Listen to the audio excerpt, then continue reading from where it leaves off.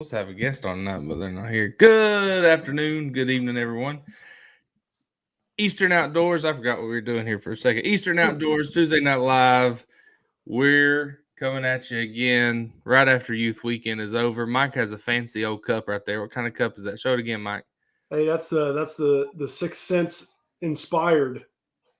That's what you guys like, right? Oh, okay, I see. I like It Zoom says better. face that way.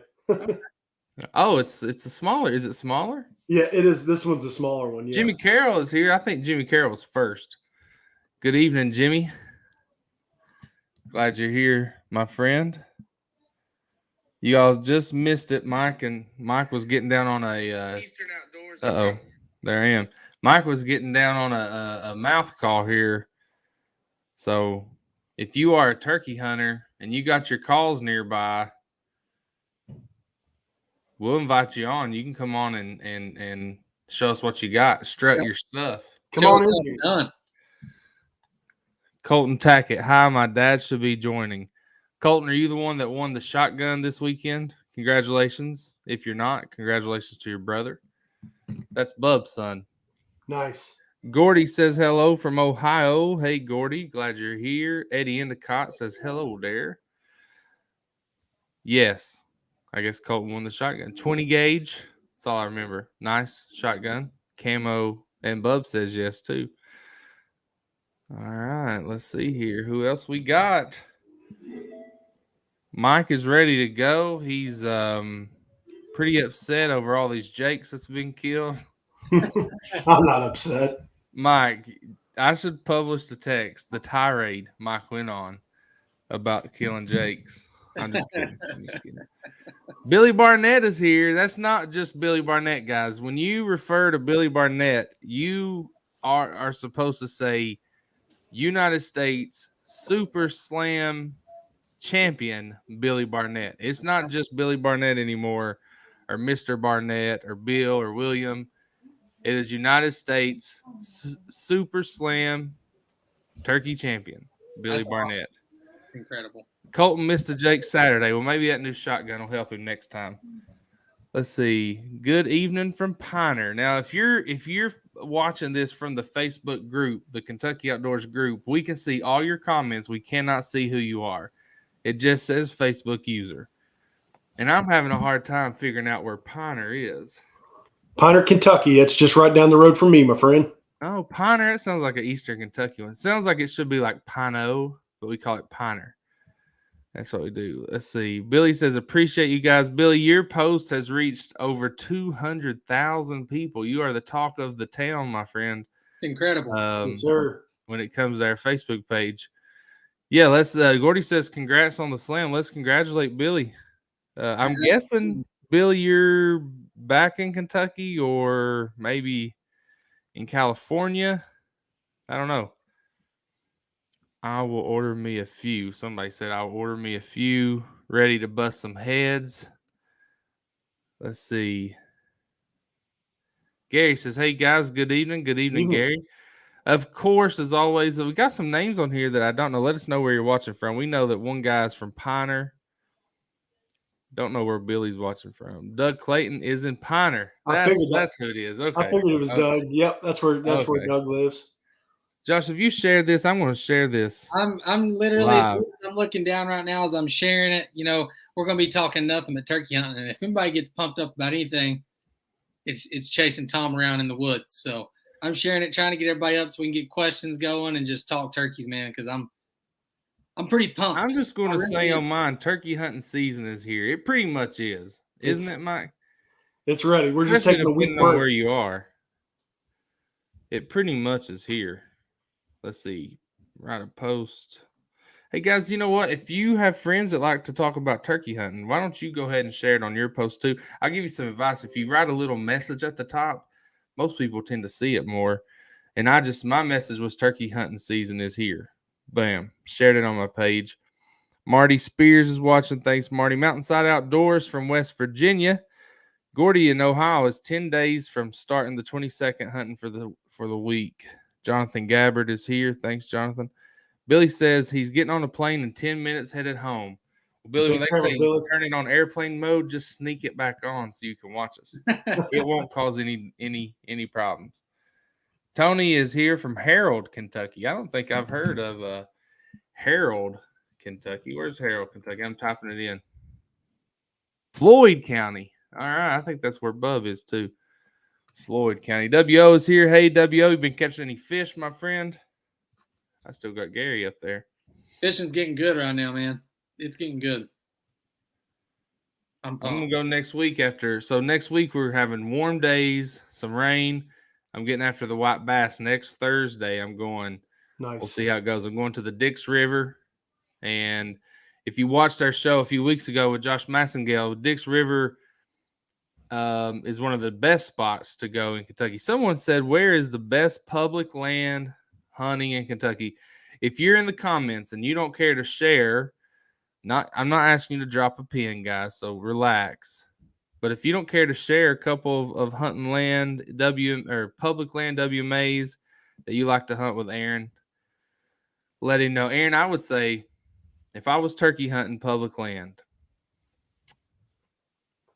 I would go. Here's where I would go. I'm not Josh, Mike, and I are going to be public land turkey hunting. Not real sure yet where, but if I was going, I had to choose one place. I would probably go down to Laurel, Whitley, and McQuarrie County, Daniel Boone National Forest. Yep. It's hard. It's really hard. It's tough terrain, hilly, mountainous, whatever you want to call it. I wouldn't call it mountainous per se, like Eastern Kentucky, but that is a great place to start. If you're in Western Kentucky, it's always Peabody WMA, right? That's where we would say to go. I mean, just the public land. I mean, if we're talking harvest numbers, which that doesn't really mean everything, but there was about 500 birds killed at Daniel Boone National Forest last year, so I think that led in public land harvest. It did. So I mean, you would have to get after it, get off the beaten path, kind of find where everybody else is. If you happen to run across anyone on the roads or anything, maybe just go a little bit further or work a little bit harder. That's, it's part of it when you're doing public land hunting. But, Harold Knight always talked about public land hunting at LBL. And he said when he would get out and he would call, and if he didn't hear a gobble, he'd get back in the truck and take off, so it's that was kind of his style when he was hunting LBL. Anytime he hunted LBL, I think that style can work as well. And definitely if you want to get after it. Definitely. Butch Derman's watched us. Butch, I don't think I've seen you on here before, and if you have been, I appreciate you. But let us know where you're watching from, Butch. I appreciate you being on here. Eddie says fishing season is here. It's not almost here. It is here. He caught 24 keepers on Saturday. Getting back to turkey hunting. So Daniel Boone National Forest, just like Josh, you could show. You already showed that last night, man. You already had your 15 showing minutes. it again. Daniel Boone National Forest did have 500 turkeys harvested, but it's also 700,000 acres. Yep. But a lot of that is, it's spread out across Eastern Kentucky. And I know for a fact, though, that the Laurel, Whitley area has some good hunting. That's why I always say that. Let's see. Cave Run area of Daniel Boone is good, is what Bub said. I'll say this. If you're in Kentucky turkey hunting, here would be a good tip for you. Turkey hunt on the WMAs that surround lakes. Those always produce. Green River Lake, Rough River Lake, Barren River Lake, Lake Cumberland. Laurel Lake it's public land surrounds Laurel Lake, but it's Daniel Boone. It's not Laurel Lake WMA. But all those WMAs and public land areas that surround lakes always produce really well. McLean Blades says, good evening. Good evening, McLean. That's a knife. Let's see here. Best type of turkey hunting, run and gun or the waiting game? What's everybody do? Who likes to run and gun? Who likes to sit and wait? Billy's killed more turkeys probably anybody on here. And he said he said he's a run and gun. Mm-hmm. But he also talked about being very patient. Mm-hmm. So, Michael, how would you describe your style? Yeah, there's moments for, and I hunt mostly private. We've talked about that on the show before, Hmm. but I think that would obviously step up a little bit when you're a public land hunter. You're going to be running a gun and trying to find them and where to go. Yep. However, if you know the place really well and you know a strut zone, you might even know well enough that you don't typically see hunters in these places. So maybe you know where birds go and hunters don't. Maybe find that place and go set up. That's still a good style of hunting. I do like to run and gun, but when you're a public land, when you're a private land hunter and it's a small place, we do end up doing a lot of sitting and waiting. But it's been very successful for us. We get into strut zones. We go to places we know birds have frequent, historically have been. If whether we have trail cameras out telling us and it kind of more I call it the MRI or most recent information that can help a lot as well. But it's been successful to sit and wait. I know a lot of guys don't like to deer hunt them, if you will, but Yeah. get in it last year. I mean, last year the plan was opening day, go to a strut zone, set out decoys, sit up against a tree and wait. And my cousin and I had two jakes come in. We let them go by. Two gobblers came in right after that, ran them off, and we waylaid both of them. So There you go. it's just get in that strut zone and wait. It works. Running a gun and works. So Mike, So It's all Mike, you're about like Colton Tackett. He says there's sometimes both. Yeah. Yep. There you go. Absolutely. Let's see what everybody says. Bobby Wagner says run and gun. Joe Carter's run and gun. Gordy Mullins run and gun. Mountainside run and gun. Colton sometimes both. Russell says 10-1 run and gun. Jonathan Gabbard run and gun. Josh, what are you? run and gun, Run 100%. and gun. Yeah, I don't like to set still, man. If I hear one, I'm trying to get as close as possible, as quick as possible, with trying to be stealthy. But I like to. I grew up in Eastern Kentucky in the mountains, so it's much easier to run and gun there than it is in an open field. So it's much easier. But Mike, I was going to ask you a question. You do hunt, some private lands, you got some open fields and stuff, and you said, you sometimes you'll run and gun. So when you set up in a field like last year, opening day worked out perfect. I think it was you and your cousin, if I'm not mistaken. Yep. So when does it turn for you from these birds are hung up, they're not coming in, to I'm going to get these things? Yeah, so that's a great question. And basically we've had many of those situations as well. There's been times where we think we're going to go to one spot and then all of a sudden one hammers in another, and it's like, I know exactly where that bird is. Let's go. So Yeah. we pick up and take off running. I can feel how excited you're getting right now just thinking about it. Absolutely, dude. I'm fired up. I cannot wait. I'm elated. I can't wait. So a couple years ago, I took my son Caleb with me. It was regular season, so it wasn't youth. He was 5. He and I got out a little bit late, trying to get him across creeks and stuff like that. I was kind of carrying the equipment and stuff.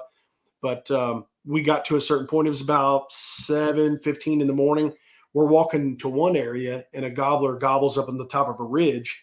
And I say, I immediately know where this bird is. He's strutting in a strut zone. I know exactly where he's at. So we just booked it up the hill through the woods. We got to the top, right on the peak, right on the edge of the woods, and I called him over just far enough to where I could see him, and ended up getting a shot and got him down. So that running and gunning works on the private property as well, and it's worked for me. But also when I just feel like I've got an excellent plan, if I know a bird's been working an area, and if I'm not sure where he's roosted, or I can't get to where he's roosted, and I know he's eventually going to make it to where I'm going to be, I'll go put decoys out and just sit and wait. It's worked for me as well. Yeah, I get it. Oh, sorry, Josh. Go ahead. No, I was just going to say, I'm very impatient. I know we talked to Billy last week or the week before, and patience is like key for him, and it works. Obviously, I mean, like John said, he's killed more birds than probably anyone in here. But for me, man, I need that patience side of things. Like when I get to 80 yards or whatever, you should probably sit down and try to convince that bird. But dude, it takes everything in me not to get on all fours and just start crawling, trying to get closer, and it works. It does, but you're taking much more of a chance on getting busted then. So yeah, I see having both, like you're saying, a run and gun style, kind of balanced is kind of the best way to be, Yeah, absolutely. And let me give you a real quick scenario. There's one year. Here's where a danger of running a gun can get you. There was a situation. There's been several situations I can think of where I'd be at a spot and I'd be calling, nothing's there. All of a sudden, I hear a gobble down this way. I'd tear down through the woods, go all the way down, go up and around, and 300, 400 yards, and I'm running, sprinting to get to the spot. All of a sudden, just in the span of me working my way to where I hear that gobble, all of a sudden he gobbles back where I left. And it's like, well, crap, I left too early. Now I sprint all the way back. There was one time where it actually worked out. I sprinted all the way back, and all of a sudden there's just a lone gobbler walking in the field right where I was calling, and I ended up killing him. I was able to get to the field about 40 yards from the field, and I ended up getting him. But a lot of times you miss opportunities because you're running away from where you were calling. Yep. And it's amazing how those birds, if they're not there when you were there, it's amazing how they know exactly where you were calling from, even if you're not there anymore. Right. It's amazing. It's happened several times. You know what? I did a story, one of the first stories we ever did for Kentucky Outdoors 2 years ago was with Richie McKnight, a guy that Josh met while, I don't know, fishing, turkey hunting or something a few years back. And Richie was the cameraman for Harold Knight and David Hale. And he's like a world champion duck caller. I mean, just a very experienced hunter, great guy.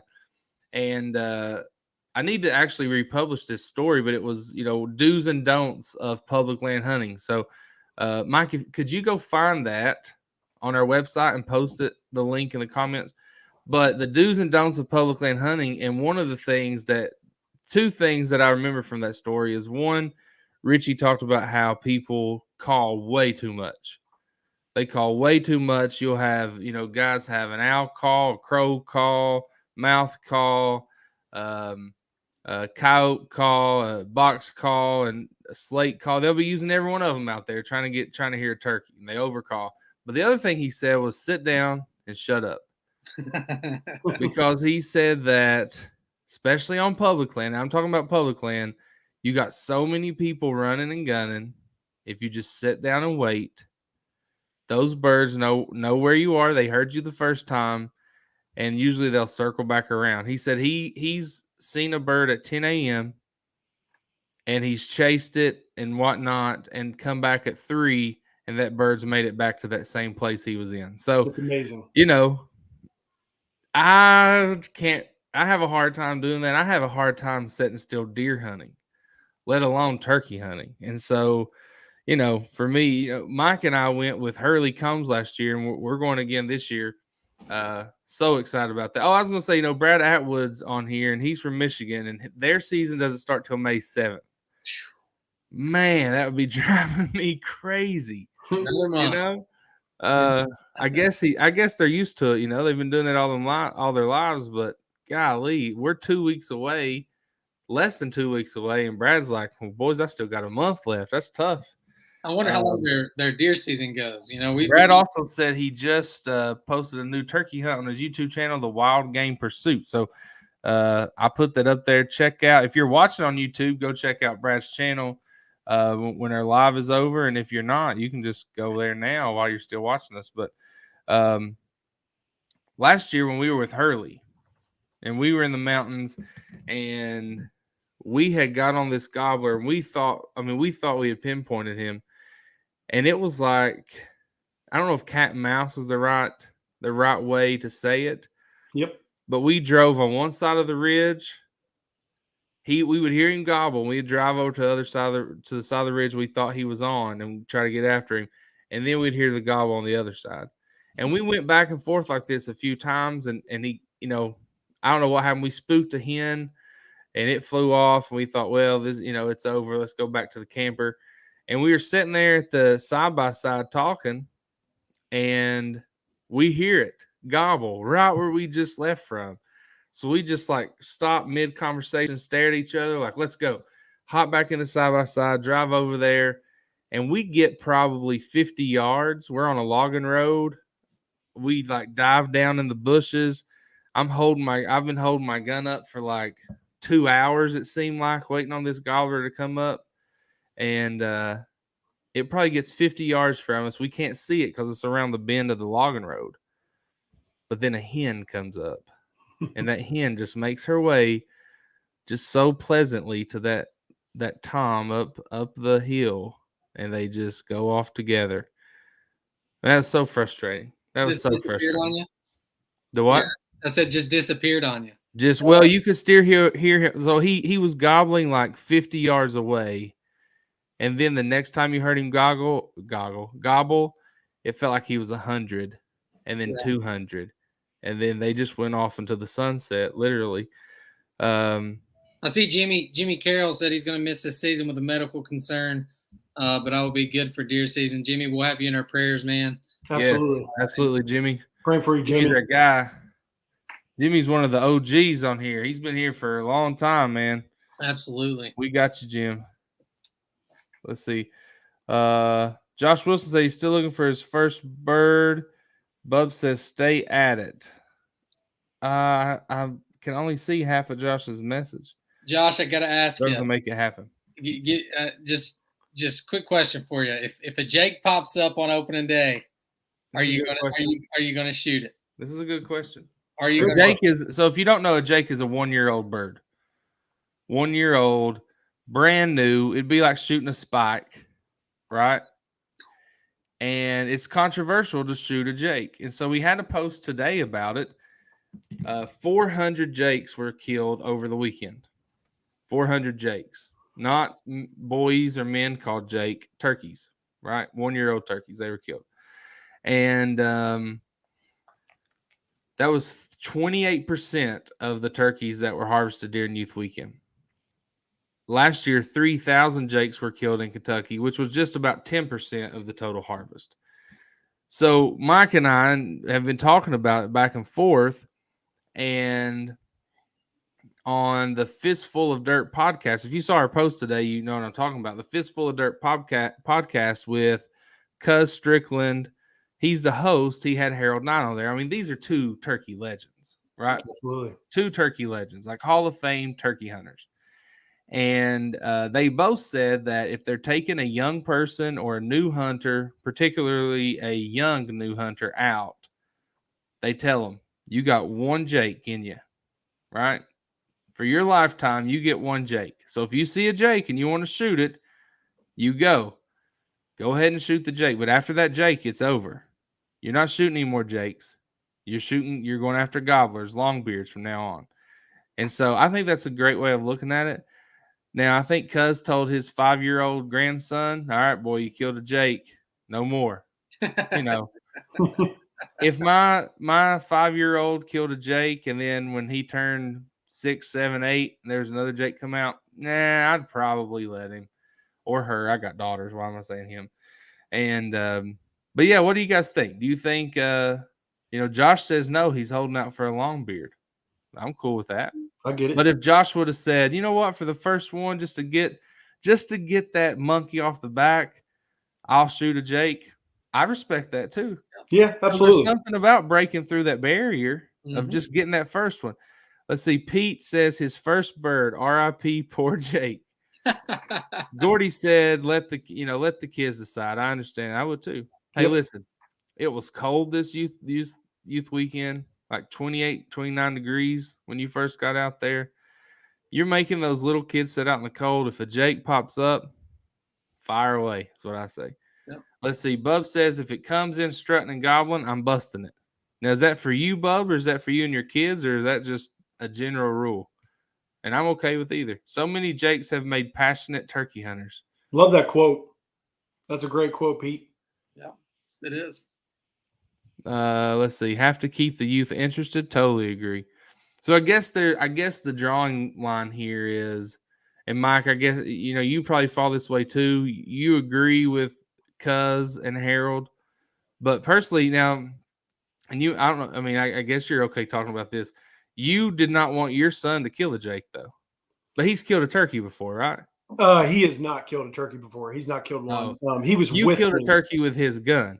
Yeah. It wasn't youth weekend, so Mike didn't do anything illegal. But no. That was 2020. I think I killed a bird at 18 yards. He's little, 6 years old. Yeah, he was only at the time he was only 6. Now he's 8. And we were out there Saturday and Sunday. We got close on Saturday, but anyway, yeah, it's I actually asked Caleb. I said, a Jake is this, a Gobbler's that. He's going to have a full fan, longer beard, Yeah. spurs, things of that nature. And he's like, You were "Dad, indoctrinating him. I was indoctrinating. I was pumping up. That's what I was doing. I was pumping him up. Son, you want a long beard. So, Don't so be I a think dad. that was like, yeah, Dad, you're right. I think I do want a gobbler. So, but no, if a Jake came in, he's like, Dad, I definitely want to shoot. I would not stop him at all. Nope. Oh, okay. Like Now, what you were seeing on camera though, you guys had a lot of gobblers coming in, like 6 gobblers on one picture. We did. My cousin was sending me pictures all week last week, and he's like, "Man, there's like major gobblers hanging out." He had one picture where there was hens, jakes, gobblers. They were all over the Yeah. place, and it's just like, oh boy. So when you kind of have that evidence, it kind of makes you want to go, oh, let's hold off because there's Yeah. gobblers around. We know there's I gobblers understand around. that too. I got a buddy that his kid on Caleb's baseball team, his uncle is a conservation officer, and he took him hunting the other day. 13 jakes came in on a decoy setup, and Oh my gosh. he was able to get one of them, and I just, man, I loved it. I I thought mean, that was so 13 cool. jakes, you might as well take one. They got it all on video, and the kid was pumped, and it was really cool. So Alan Morris asked this. I think, Alan, you asked this today, and I didn't have time to get to it. Mike had mentioned it. How many turkeys have been killed the last 5 youth seasons? And I don't know where that information is. I'm sure we could find it. Mike, did you have that info? I know last year we almost identical numbers this year and last year, correct? Yeah, just about. Basically, what it was. I guess I looked at the postseason turkey report from last year. I don't exactly know where I can go to get. I'd have to kind of dig a little bit further. I didn't have much time myself. The last 5 years, but I did send you that little clip that one day, and then earlier today I sent you that little clip that I was able to find from that document. But as far as like going back to 2020, 2019 and finding those reports, I haven't had time since we started talking about it earlier today. All right, there you go, Alan. So, Alan, I know last year and this year's numbers were very similar, very close, both between like 1,400 and 1,500 birds, right? Mm-hmm. Yep. And if you go to our post today, you can see kind of a breakdown county by county. Alan said, here's the trend looking for Kentucky harvest totals for past 10 years. Yeah, I mean, it's been pretty steady the last 10 years, but I don't think that points to, we posted about this last year and everyone was like, the first thing some people said was, well, that doesn't mean our turkey population is not down. Well, we didn't say it did, but it shows that we have held steady as far as turkey harvest goes. Our best year, 2 years over 33,000. Last year was over 29. It looks like 2018 was our worst at 27. And so here's what I say. In the whole southeast United States, maybe the entire United States, but I know definitely the eastern part of the United States, turkeys are in decline. Turkey population is declining. However, Kentucky still has a great opportunity to kill a turkey. When a lot of states here's what a lot of states did. A lot of states restricted their bag limits and their season dates for this year. We already had like the most conservative bag limits and season dates. We only have a season that's what, 4 weeks, 5 weekends. Is that right? It's less. Less than that? Yeah. So 3 weeks, 4 weekends? Let's see. It's 4 weekends, 3 weeks. Yep. 3 weeks, 4 weekends. Until some states change, I think that was the shortest. I may be wrong, but some states have a very long turkey season. Mm-hmm. And then we have a 2-bag limit, and you can only kill 1 per day. I think Tennessee had a 4-bag limit. I think they changed that. Georgia had more than 2, I think, and changed it. So Kentucky still presents or affords a hunter a great opportunity to hunt turkeys. Doesn't mean we don't have less now than we had in 2010 or in 2012 when we killed 33,000. It just means that we you still have a good chance to kill one here. I mean, I went all 4 weekends last year and heard turkeys every single weekend, multiple turkeys every single weekend. Mike, we heard at least a dozen. Yeah. Oh, you guys left for a second. I think we counted last year like 17 turkeys we had heard that we knew were different turkeys we had heard in a day and a half in Eastern Kentucky last year. So doesn't mean it's easy, right? Doesn't definitely mean not easy. It's never easy. That's for sure. I mean, just this weekend, Caleb and I had 2 gobblers strutting with hens 15 yards outside the blind, but I had all the windows shut and his front window where we were shooting out of with decoys, turkeys didn't come to the decoys, so we were stuck. So it's not easy. It wasn't a slam dunk at all. I kind of thought it might be if they saw decoys, but it didn't work out that way. So go ahead. Go ahead. I was just going to say, if I was a betting man, I would have bet that they were going to come to those decoys, but they didn't. So I would have lost that one. Pete says Virginia has had record years the last 2 years. So we need to see what Virginia's doing. Brad says that there's a 1 bag. I'm looking at my phone and this, and I need to quit going back and forth. 1 bag limit in Michigan, May 7th through May 31st. So they also have a very short season. Alan says in Missouri, Missouri has. I know I talked to Alex Rutledge last year, and he said, Missouri has a big decline, even though they still kill more turkeys than everyone else. I think their harvest number was like 7,000 less than the year before, which is insane. There's still groups, so opener should be. I think this is PK. It looks like PK. I'm sorry, PK. He says that turkeys are still in groups, so opener should be perfect. Here, I got a question for everyone. I want Mike and Josh to weigh on this, but I also want everyone watching to weigh on this. Everyone turkey hunts in the morning, but let's say you don't get it done. It's 1 o'clock. What about turkey hunting in the evening? Do your chances drastically decline? Do you just go home? I mean, some states end turkey hunting at like 2 p.m., right? You can roost them in the evening and go back in the morning, but what's the thoughts on turkey hunting late afternoon into the evening? What's the success rate? Have you experienced success in that time? Or are you just a morning hunter? Josh, what about you? Man, can y'all hear me all right? Yep. Yeah. You can? Okay. It's a little laggy for some reason, but for me, man, I'm a morning hunter, 100%. I've never killed a bird in the evening.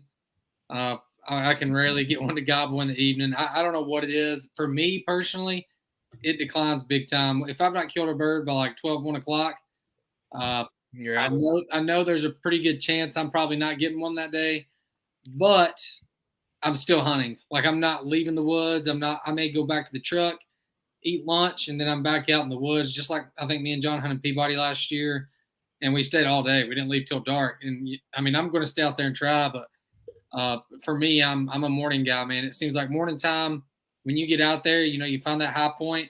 It seems like if they're gobbling that morning, if one's firing, there's a bunch of them firing. That's my experience. You get in the evening, I think it was probably 1 o'clock last year.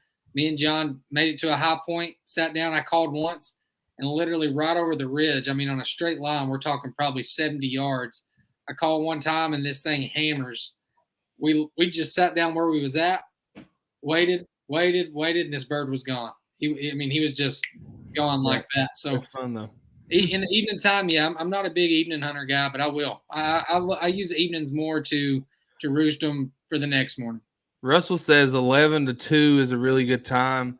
Jonathan says he killed a bird at 14:30. It's tell me you've been involved in the military without telling me you've been involved in the military. 14:30. That's 2:30 on public land last season, gobbling his head off. Don't give up. So 2:30 seems like the end of the afternoon. You know what I mean? Yeah. Like that seems like once you get past 2:30, 3 o'clock, maybe it seems like your chances decrease. But I know there are people that kill them in the afternoons. Let's see. Brad says, I like afternoon hunts because a lot of the toms that are henned up will usually get tired of sitting by hen that goes back on her nest. Less gobbling and not as exciting as a morning hunt, though. Usually, Mike, what's your take on an afternoon hunt? No Yeah, military logistics. He's in logistics. Nice. All right. Yeah, that's kind of where I'm at. I'm definitely morning, but always hunt evening when I get the opportunity. The fact is, I think in 2020, I shot a bird in the evening at around 5 o'clock, maybe 5:30. That was the same bird that I wrote the story and sent to you, John, before you knew me. I wrote out a story for you were asking for people to send stories, and I sent mine in, and you didn't use it. So. I remember. Here's what happened. So that's when we very first started, like 2 or 3 weeks in. And I told people, I didn't tell them like to write a full length story. I just said, post your picture with a little story about it. I brought the house. And Mike posted his picture. And knowing Mike now, this is just Mike, right? I love it.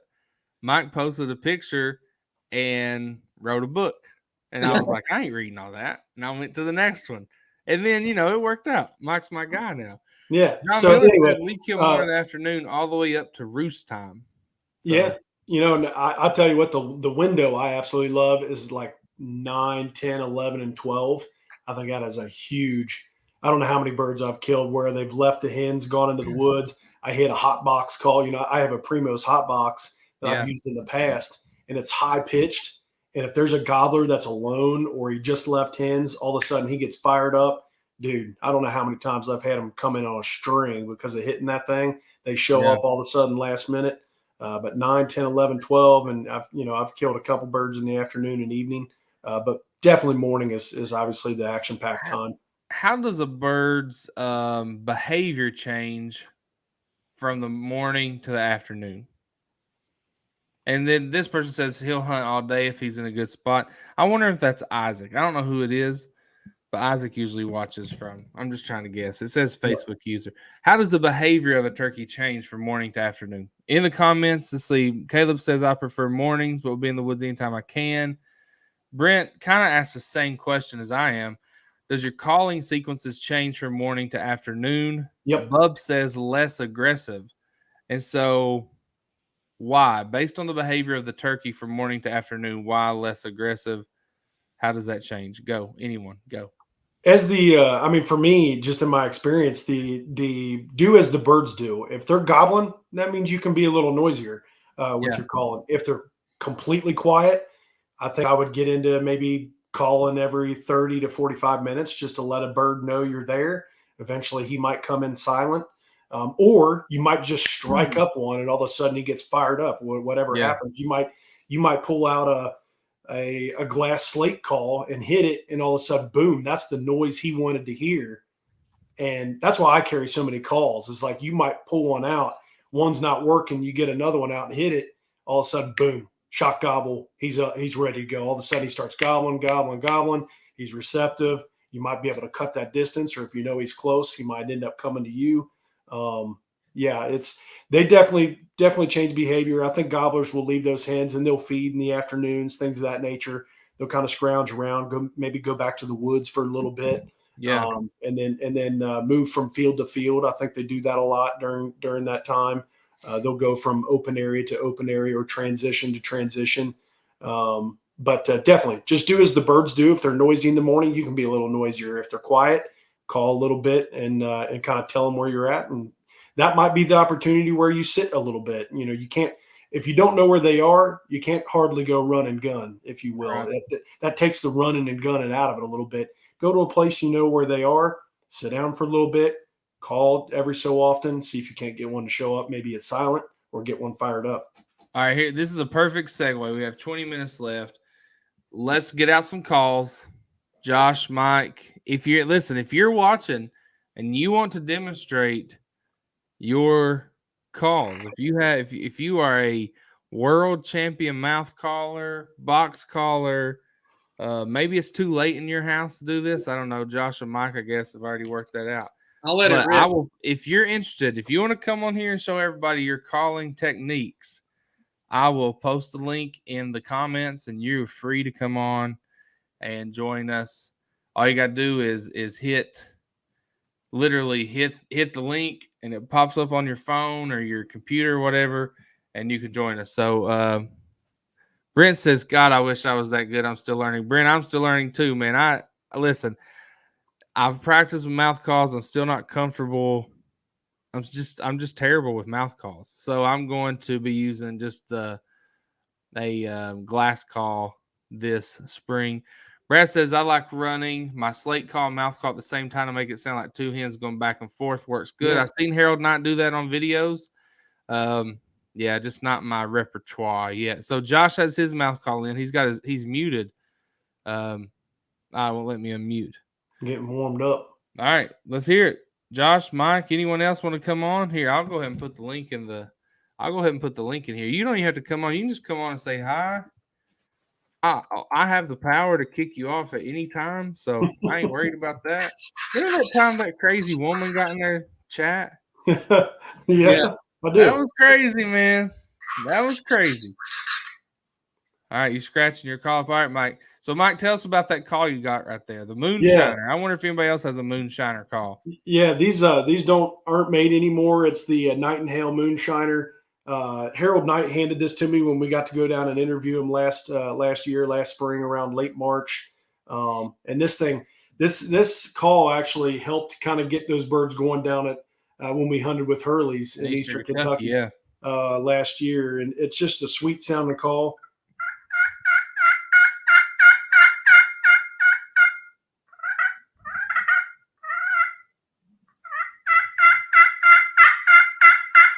All right, we're going to rate it 10 out of 10. What are you guys rating Mike's calling? Give us a good sequence there, Mike. Give us a good sequence.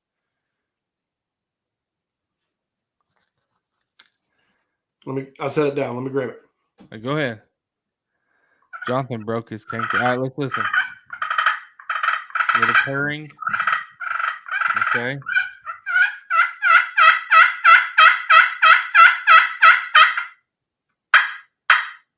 Oh, okay.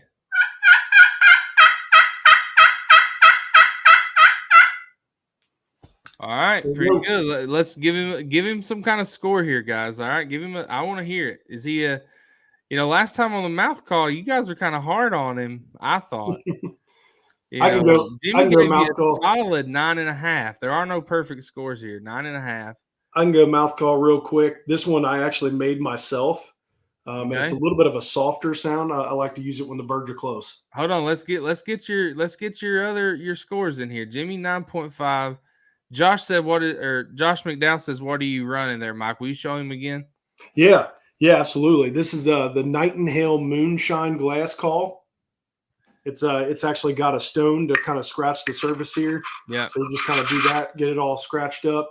And then this is actually one of Harold's. He gave it to me. It's a striker that he gave me. It's got his initials on it. Pretty cool. Pretty cool. Gordy says a 9. Let's see here. Hold on. I lost some. Gordy says a 9. PK says 10 plus. Thank you, PK. Brent didn't give a score, but said way better than him. Facebook user says 9.3. See, I'm going to be like good score. The Barstool guy, Dave Portnoy, does the pizza reviews. Yeah. I'm going to give it like an 8.7. Right? He never gives even scores. You don't get a 10 because, 9. I'm giving it 8.7. Bub says, bring me on. Bub, the link is in the comments, my friend. Just hit that link, bro. Let's see. WO has a question. Do you guys only shoot birds you call in, or would you use the terrain to ambush one, or do you think that is unfair? Nah, whatever. If it pops his head up, WO, I'm shooting it. Yeah, that's actually funny. I've had a situation where one time we just came to the top of a ridge, and as soon as we got to the top, the bird was facing the opposite direction, but a gobbler was strutting by himself in the sun, and he was facing away. And as soon as he turned, my cousin shot it. We didn't make a call. We just happened to walk up. And you were okay with that? Yeah, absolutely. Yeah. I mean, we were out hunting. I mean, WO, how do you feel about that? Do you think it's unfair if you just kind of walk up on one? I mean, if I'm deer hunting and I walk up on a buck, it's out of luck. Sure. Yeah. You're hunting. There you go. Let's see. Pete says he likes those birds his 2-year-old could call him. Pete, that's about how my calling is. So I'm with you. All right, Josh. Josh, tell us what mouth call you got and demonstrate for us. Yeah, so this is a split V camera here. Where's that? There we go. Split V. Bring it down. Right There there. you go. So Little closer. Ash Custom Calls just sent these to us probably a week ago, maybe 2 Yep. weeks ago. So this is the long spur young hen. It's extremely high pitched. You can get some rasp out of it, and really you have to practice with it and hold your mouth right to get this thing to really let them have it. Let's So pray I'll all of them, though. a little bit. Hopefully, I'm holding my mouth right so it doesn't sound crazy because it's one of those calls where if you don't You got hit a it, visitor. it gets really high pitched. So I'll let you hear it and see what y'all think. I know. Josh McDowell, can I join in on this? Josh, hit the link. We can have as many as 10 at one time.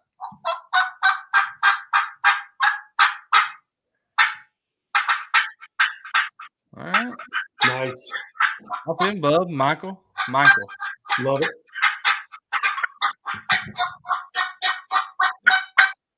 Uh-oh. What y'all think? Love it, Josh. All right, Well done. Josh went. Give Josh a score. Hold on, Mike. I know Mike is itching. He is itching to demonstrate that mouth call. Go ahead, bub. Now Take I want off. Michael to go first. Michael Bub.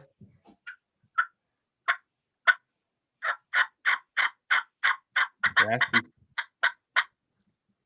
I like Pretty it. good. There you That's go. great. Pretty good. Hey, where's your boy at, Bub? Have him come on, dude. Does he call? He uses a box call. That's all Love right. it. Yeah, heck yeah.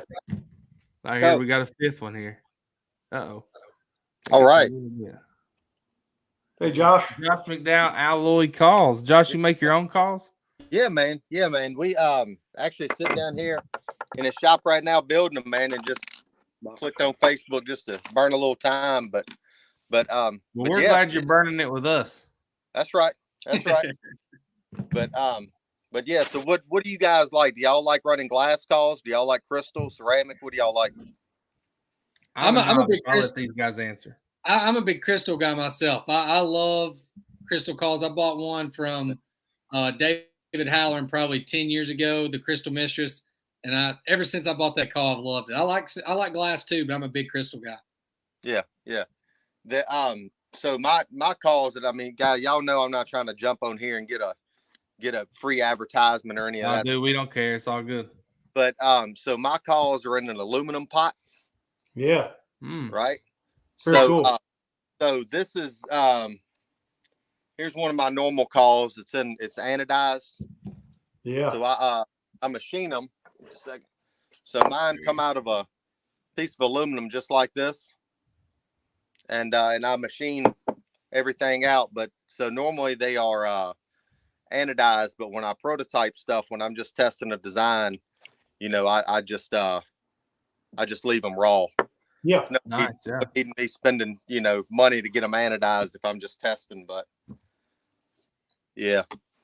So you may run one. Sure. Yeah, go Let's hear it, ahead. man. Let's hear it. But guys, I'm in an undershirt. I had no plan on jumping on here, but Hey, here we go. man. Hey, It's that's all all good, good. That's brother. what this is for. This is virtual turkey camp. That's right. Yeah. Sounds good. Sounds great. I'm gonna grab one of these ceramics. So that's just a not sure. Yeah. Yeah, you can see that.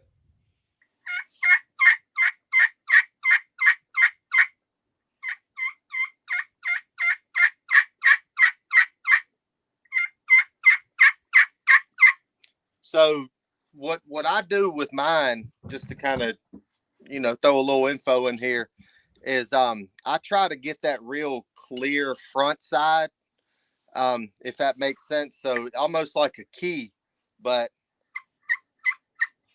that's not a good one. I don't know why I picked that one up, but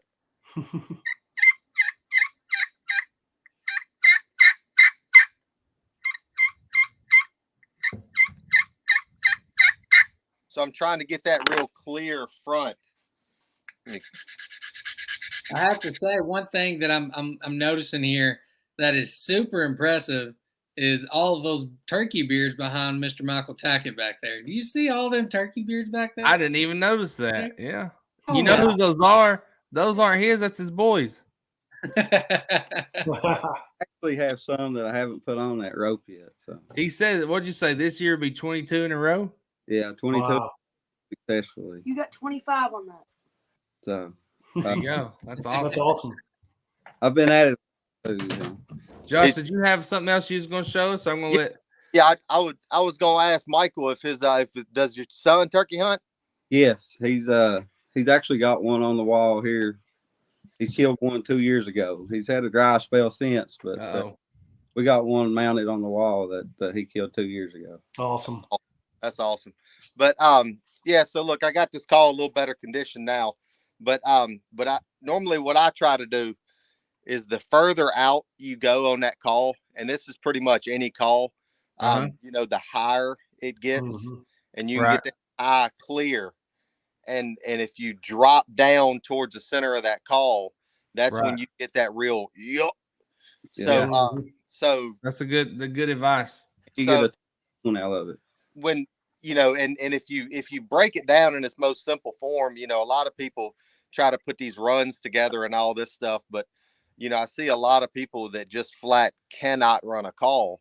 And what I tell them is just to practice is just do like an upside down J, right? And just get that high, and then you know, you always hear about the break, you always hear about the two-tone yelp, all that. You know, just focus on that. So it's Yep. So, you know, you want to start with that high clear and then drop down. But I've been at it 20 some years and I still watch instructional videos. Yeah, every year. Yeah. Every year. But all right, so go ahead, Josh. Yeah, but you know, that's like, can you see my marks there? Yeah, you can see it clear. Yeah. So that's just something that helps a lot of people out that are just getting going, you know. Josh, do you have a Facebook page people can check out? If they want to? Got a Facebook and a website and all that stuff. What's it called so people can check it out if they want? Alloy Calls. Okay, awesome. Yeah. Hey, we appreciate you, man. Yeah, absolutely. All right, go ahead. Yeah, look, hey, one more thing that I did want to add. You were talking about turkey camp and stuff. How many of you guys get to Gizzard Stones? I'm not trying to get off track or anything here. No, that's a great question. I actually don't keep mine, but I definitely have been seeing a lot about it. I should. So I started my last bird last year. I got these little vials off of Amazon. Yeah. Right. You just keeping them? Yeah, I just stick a label on them. You know, it's just one more trophy. You know. Yeah. Heck yeah. You got your beard, you got your fan, you got your spurs, but this right here is just Gizzard Stones. Yeah, so that was my. I've never even heard of anybody doing that. Yeah. My little girl killed her first one on Saturday, and then congrats! He killed his first one on Sunday. Oh, cool! Oh, that's awesome! Yeah, that's awesome. That's a great weekend right there. Yeah. So they like it. They like it. But yeah. So look, I just want to throw that in there. But look, I'm gonna jump off. I'm gonna stay to where I can watch this. Yeah, absolutely. Hey, we appreciate you, man. Have a good night. Coming on. Yeah. Y'all have a good one. All right. So is this Colton? Is this Colton Tackett? Floyd County's finest, right here. Colton Tackett. All right, Colton. Let's hear you, brother. You're officially the youngest participant we've ever had on the show. So congratulations. Yeah. I like that. No, you cut. Yeah. We're still working on this. Hey, that sounds great to me, man. What call is that? That's the Woodhaven. That's the Woodhaven Real Hen. I've had probably 10 years. Yeah, they make great calls. Yeah, that's great. They do. And then I bought. This is like a really good looking called Obsession. It's pretty cool. That one. It's made by Obsession Custom Calls. Okay. I don't know the name, but the name. I've seen that. I think I've seen that call before. People, that have the same design. It actually sounds good too. Does sound good. Yeah. Do you guys think strikers, what the material they're made of matters? Big time. Sure Like, how does. much? 100%. A lot. What is that made of, bub? This is the actual Primos Kiki striker. Mm. You can actually order it from Primos, but this is my favorite striker of any one I got. I don't know. I just the way it works on purring. I can't purr with a mouth call, so I always have a friction call to my leg or something. Yeah. I tell you, Michael, I practice every year with a mouth call. I'll throw one in, driving to work, driving back home, trying to get good at purring, and then I'll get it real good, and then I get in the woods, and it sounds awful, so I just don't do it. One in, I yelp, I cut, cackle, fly down, cackle, all that stuff, but I still purr with a friction call. Jimmy too. says, do you run the circumference of the call or down the face? Just kind of wrong way. Just kind of up in here, Jimmy. Yep. I've got that little scuff right there at the top, Yeah. and I just kind of see if I can do this without. It's hard on the camera, yeah. It's kind of hard when I'm doing it that way, but you're starting going around the lip of it, and then you're dropping it down. yeah, you just kind of almost like Josh was saying, just Show us like the Esh backward call, Joe. J's. Yeah, so this is an Esh custom call. This is their two-sided pot call. Really hard Looks to good. see because of the. So one The side you glare. got glass, and on the back side it's slate. So you got a small portion of slate. The good thing about it is like when those birds are like way out there, the glass can really get out there and touch like way out there, and that bird gets like 80 to 100 yards. You can flip it over, and it's going to get that that softer sound. And Jimmy, I don't know. Maybe I'm off here, but if you're talking like on how you're actually like striking, I think that's what he's talking about, yeah. you can kind of see here where I've been striking. I don't go like Josh was showing it, and everybody has different ways. His was more of kind of like an arch, and I've seen a lot of people do it that way. You can go from that. It's a really good way to get that two-tone from that high pitch to that deep yelp. It's a great way to call. For me, I'm not really. I know it's like a simpler way to call, but I'm not really good with slate calls. I'm really not. So I just do an oval. So I literally just do an oval shape, not a circle, but just a. Yep. Mm-hmm.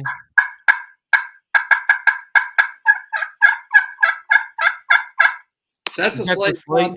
Okay, yeah. That's the slate side, and then this is the glass side of that call.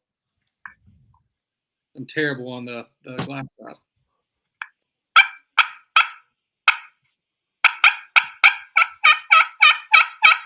That's more high pitch. Mhm. Brent says, so I don't know if Brent means what, like, if you would do like a mouth call, pot call, box call, or what kind of calls you're actually going to make, like yelping, cutting, purring. But he says if it comes down to one call style and no other, what type of call? I guess what's your go-to sequence or calls? Oh, he said right here, mouth, pot, box, slate. So what's your go-to call? If it's my mouth call, but if I can only have one call, it would definitely be just the old regular slate call that's got good sound. Yeah. Mike, what about you? Yeah, I'm running a mouth call. I think that's my main. But did you get to show yours off? basically, this is just Go ahead and do it for us. with it, I'm sorry. No, you're good. This is just one that I made myself a couple years ago. It sounds good too. Go ahead. It's real soft.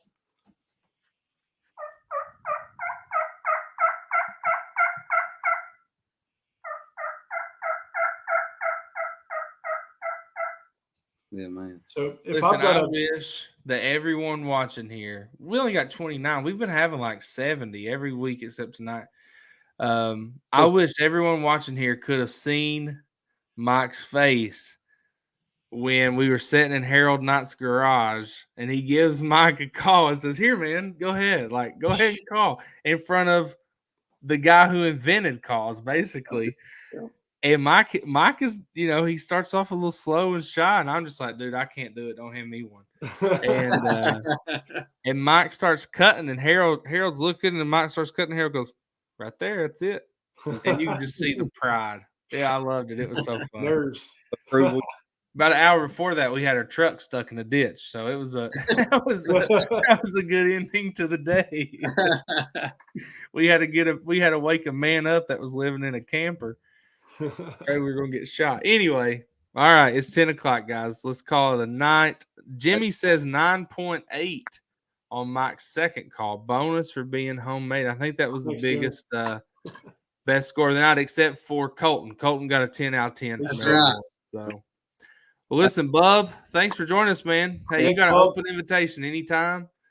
Yeah. Thank you guys. Hey, Yeah, nice absolutely. to formally meet you, Bub. Yeah. Yeah. Yeah. Hey, good luck. We'll meet in person here not too long. Yeah, hopefully. So All right. Good luck, See you, guys. buddy. You too, buddy. You too. All right, guys. Thanks for watching. We appreciate you. Let's see. Next Tuesday, I think we were supposed to have guys from Newcomb. Oh, Lord. It's close up. Newcomb Hunting Blinds, Grab and Go Blinds. They were supposed to be with us tonight, but they're hunting somewhere. I don't know where. And filming a TV show. And they've had bad weather come in. And they emailed me today, said they couldn't make it. So we're going to do that next week. Cool. And while they're on here, they're going to run a 10% off code. So if you want to buy a blind during the show, you get 10% off. And they're going to demonstrate the blind. Hopefully we'll have one by then. And so that's definitely a show you don't want to miss. That's a turkey hunting, deer hunting show, any kind of hunting, I guess, that you're Hey, sitting down at real, a tree or real quick, whatnot. tons of people said run and gun style. This blind is run and gun. It says run and If gun you're all running- over. So Yeah, if you're a runner and gunner, it's a grab and go blind that when you pack it up to go to another spot turns into a walking stick. Yeah. Especially if you're hunting places like Daniel Boone that you really do need. So It's a game changer. PK says, John, we need a new podcast. PK, here's what I'm going to do, and you're probably not going to like this, PK, because you're always on here on Tuesdays. I think we're going to start making our Tuesday night show the following Monday podcast. So if you can't come on here and watch on Tuesday, you can listen to it on the way home or on the way to work the next week. So anyway, Shane Smith says, where you're from? We're all from Kentucky, Shane. Yep. Eastern Kentucky for me and Josh. Northern Kentucky for me. Northern Kentucky, basically Cincinnati for Mike. Just a little river separating them. But anyway, guys, we appreciate you guys. Oh, Lord, you're killing me. I love new podcasts. Hey, we appreciate all y'all. Thanks to Bub and Josh for coming on and demonstrating calls. And what are we? We're 11 days away. Let's go. 11 days away. All right. All right. We appreciate you. See you next Tuesday at 9 o'clock. See you then. Don't say the C word. He means Cincinnati. That's exactly what he knows. We don't want to be associated with that. All right. See you guys.